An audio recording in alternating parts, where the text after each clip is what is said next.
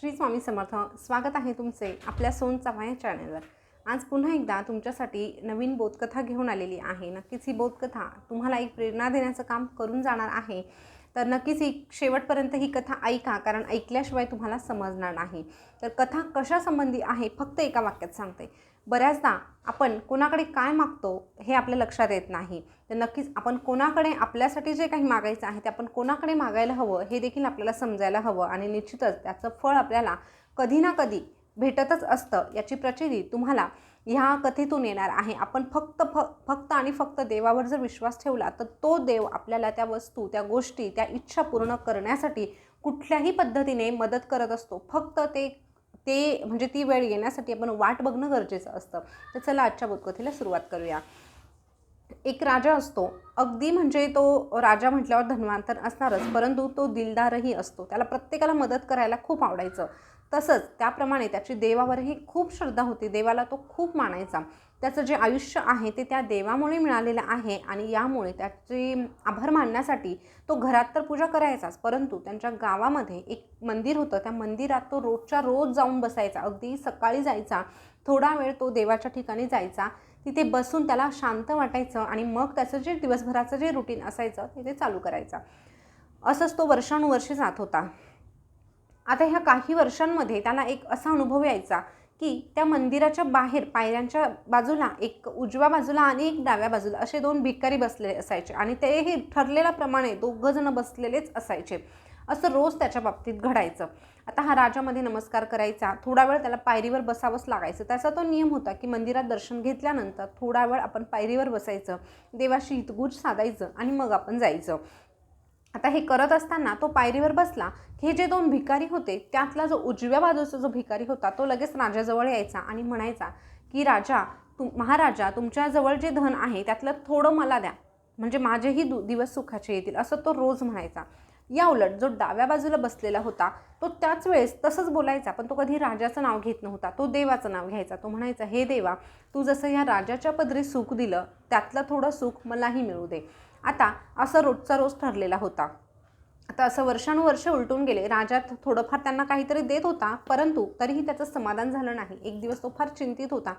असंच एका मंत्र्याने त्याला पाहिलं की महाराज तुम्ही एवढे चिंताग्रस्त का आहात? तेव्हा तो म्हणाला, अरे मी रोज ज्या मंदिरात जातो ना त्या ठिकाणी दोन भिकारी बसलेले असतात, आणि ते रोज माझ्याकडे काही ना काही मागत असतात. पण मग आता मी काय करू? रोज रोज त्यांना कसं देऊ आणि काय देऊ? आता यावर तो मंत्री म्हणाला, नेमकं काय म्हणतात ते दोघं जण? तर राजा म्हणाला, जो उजव्या बाजूला बसतो ना तो माझ्याकडे मागतो, आणि जो दुसरा आहे ना तो माझं नावच घेत नाही. तो म्हणतो, देवा, ह्या राजाला जसं आयुष्य मिळालं त्यातलं थोडं सुख मलाही द्या. म्हणजे दोघांचं म्हणणं एकच आहे, पण सांगण्याची पद्धत मात्र वेगळी आहे. तर मी काय करू? त्यावर तो मंत्री म्हणाला, साधी गोष्ट आहे. जो भिकारी तुमच्याकडे मागत आहे तुम्ही त्याला द्या, आणि जो त्या देवावर श्रद्धा ठेवत आहे त्या देवावर सोडून द्या. त्याला समजायला नको का की आपण राजाकडे मागावं? दगडातला देव काय त्याला आणून देणार आहे का? माध्यम तर तुम्हीच असणार आहे, त्यामुळे त्याने तुमच्याकडे मागायला हवं, कारण तुम्ही देऊ शकतात. आता असं ऐकल्यावर तो राजा ठरवतो की ठीक आहे, तुझ्या म्हणण्याप्रमाणे तो जो उजव्या बाजूला बसतो ना त्या भिकाऱ्याला मला काहीतरी द्यायचं आहे. तर असंच एक चांगला दिवस बघून तो त्या भिकाऱ्याला काहीतरी दानधर्म करायचं ठरवतो, आणि चांगलं मस्त अशी खीर, अगदी छान अशी खीर, त्यामध्ये सगळे काजू, बदाम, पिस्ता सगळं टाकलेलं अशी खीर एका मोठ्या भांड्यामध्ये तो भरतो, आणि ती खीर ओतण्याच्या पूर्वी त्यामध्ये काही सोन्या नाण्याच्या मोहरा टाकतो, नाणी टाकतो, आणि त्यावर ती खीर ओततो. आणि खीर ओतल्यानंतर काय होतं की ह्या ज्या जडजड मोहरा आहे, नाणी आहे, ती खाली तळाला बसतात, आणि ती जी खीर असते ती वरती. आता ही कटोरी, म्हणजे अशी मोठं वाडगं असतं, ते घेऊन एका सेवेकऱ्याला पाठवतो आणि सांगतो की राजाने तुझ्यासाठी दिलं आहे, पण देताना मात्र उजव्या बाजूला जो भिकारी आहे त्यालाच द्यायचा आहे. अशा पद्धतीने तो राजा त्याला अशा पद्धतीने मदत करण्याचा ठरवतो. आता जेव्हा हा सेवेकरी किंवा राजाचा जो सेवेकरी आहे ते वाडगं घेऊन त्याच्याकडे जातो, तेव्हा तो बघतो आणि मनात विचार येतो, काय राजाने देऊन काय दिलं? तर खीर दिली. ठीक आहे, ती तरी आपल्या कुठे नशिबात आहे? किती वर्ष झाली आपण सतत चवीचं अन्न देखील खाल्लेलं नाही. ही खीर तर खीर, पण आपलं पोट तर भरेल, थोड्या वेळासाठी आपल्याला आपल्या जिभेला चवता येईल. आणि ते वाडगं घेतो आणि तो थोडीशी खीर पिऊन घेतो.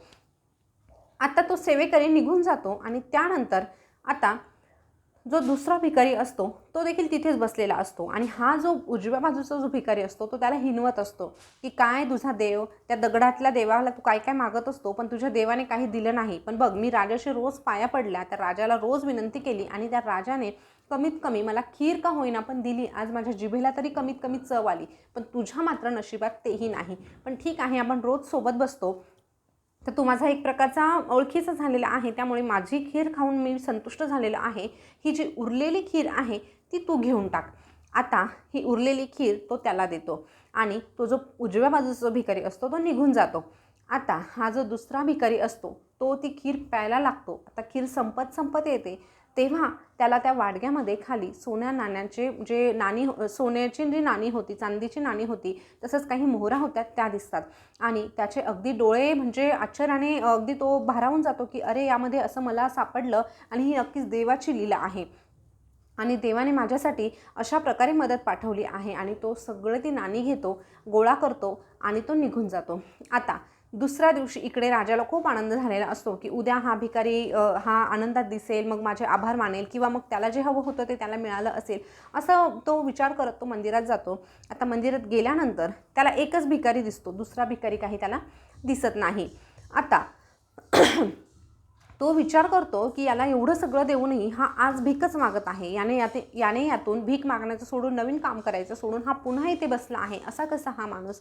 आणि तो लगेच थोडा चिडूनच त्याच्याकडे जातो आणि म्हणतो, काय रे, तू काल खीर खाल्लीस का? तर तो म्हणतो, हो हो, खीर खूप छान होती बरं का. त्यावर तो म्हणाला, अरे, मी तुला एवढं सगळं दिलं तरीही तुला त्याची काहीही किंमत नाही. काम करायचं सोडून तू आज पुन्हा इथे भीक मागायला बसलास का? त्यावर त्याला प्रश्न पडतो की मला कुठे तुम्ही काय दिलं होतं? ती तर फक्त खीरच होती आणि उरलेली खीर मी तर माझ्या म्हणजे दुसऱ्याला दिली होती. आता हे ऐकल्यानंतर त्या राजाचे डोळे उघडतात. तितक्याच तो दुसरा भिकारी असतो तो देखील या ठिकाणी भेटायला आलेला असतो आणि त्यावेळेस तो त्या भिकाऱ्याचेही आभार मानतो आणि ह्या राजाचेही आभार मानतो आणि त्यांना असं सांगतो की खरंच तुमच्यामुळे किंवा माझ्या या देवामुळे तुम्हाला काहीतरी बुद्धी त्या देवाने दिली आणि तुम्ही मला अशा पद्धतीने मदत केली आणि तुम्ही जी सोने नाणे जे मला नाणी दिली होती, ज्या मोहरा दिल्या होत्या, त्यातून आता मी एक नवीन छोटासा व्यवसाय सुरू करत आहे आणि आजपासून मी भीक मागणं बंद करत आहे. आणि असं म्हणून त्याला खूप आनंद झाला आणि तो त्याचं निघून गेला. पण इकडे हा जो दुसरा भिकारी होता त्याला मात्र पश्चाताप झाला की अरे अरे, माझ्या हातून हे काय झालं.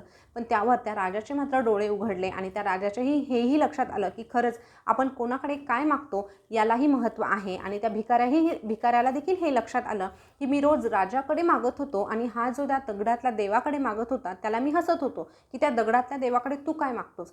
परंतु तो दगडातला देव नसून अशी जी शक्ती आहे की ते जगामध्ये काहीही करू शकते. नक्कीच त्या दगडातल्या देवाने अशा पद्धतीने हे जे सोनं नाणं होतं, मोहरा होता, त्याला अशा पद्धतीने त्याला त्या मिळवून दिल्याच माझ्यासमोर ताट आलं. परंतु मी त्या देवावर कुठेतरी कमी विश्वास ठेवला, त्यामुळे ते माझ्या हातून म्हणजे माझ्याकडे येऊनही ते परत गेलं आणि याने फक्त आणि फक्त त्या देवावर विश्वास दाखवला म्हणून ते त्याच्या नशिबात नव्हतं, तेही त्याच्याकडे अशा पद्धतीने फिरून आलं. आणि अशा पद्धतीने त्या राजाला आणि त्या जो भिकारी होता त्यालाही या सगळ्या गोष्टी समजल्या. तर बघा, ही जी बोधकथा होती, ह्या कथेतून मला असंच सांगायचं होतं, बऱ्याचदा आपली जी कामं असतात ती करताना आपण अनेकांची पाया पडतो की माझं हे काम होते, ते काम होते, मी असं करेल, मी तसं करेल. पण ह्या सगळ्या गोष्टी सोडून आपले प्रयत्न तर आपल्याला करायचेच आहे, पण या व्यतिरिक्त जर आपण त्या देवाला नतमस्तक झालो, त्या देवाची आराधना केली, देवावर विश्वास ठेवला आणि असं म्हटलं की हा देव जो आहे तो मला माझ्या कष्टाचं फळ देणारच आहे, एक ना एक दिवस तो मला सगळ्या काही गोष्टी मिळवून देणार आहे, असा विश्वास, असं स्वतःवरचा जो विश्वास, तसंच देवावरचा जो विश्वास आहे तो जर कायम ठेवला तर नक्कीच आपल्या सगळ्या इच्छा या पूर्ण करणारच आहे, पूर्ण होणारच आहे. फक्त या ठिकाणी आपल्याकडे 2 गोष्टी असणं खूप गरजेचं आहे. पहिल्या म्हणजे विश्वास आणि दुसरा म्हणजे संयम. आज मिळालं नाही म्हणून उद्या लगेच माझा विश्वास जर डगमगत असेल तर मग अशा गोष्टींना काहीही अर्थ नाही. विश्वास ठेवा, संयम ठेवा, सगळं काही तुमचं होणार आहे आणि जे तुमच्या नशिबात आहे ते तर मिळणारच आहे, परंतु जे तुमच्या नशिबात नाही ते देखील देण्याचा जो प्रयत्न आहे तो ह्या परमेश्वराकडूनच होत असतो, हे देखील लक्षात घ्यायचं आहे.